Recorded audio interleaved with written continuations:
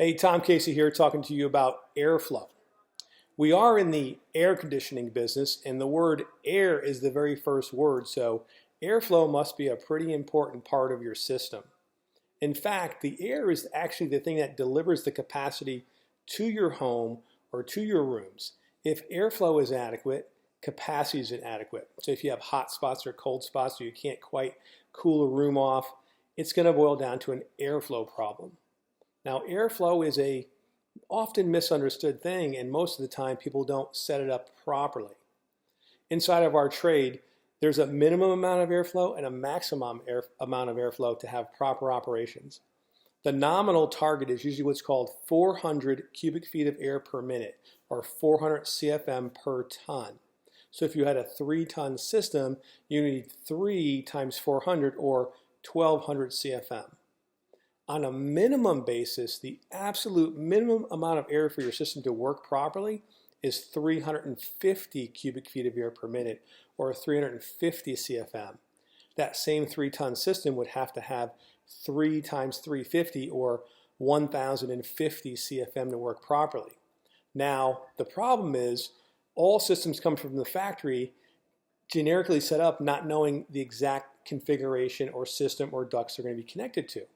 So depending on if they're good ducts or bad ducts, old ducts or new ducts, small ducts or big ducts, and all these kind of duct situations we can have, systems have to be dialed in and calibrated for your exact duct system to work properly. Now, what we find here as we test out hundreds and hundreds and hundreds, thousands of systems is most jobs, well over 80% of jobs, were never commissioned properly and had the airflow set up, which is a specific process.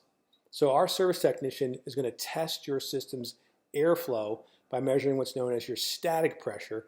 Think of it like the blood pressure of your system. And once he knows that, he'll reference the tables from the manufacturer of your system and see, are you between that 350 and 400 CFM level of airflow? And if you're not, he'll have to make adjustments.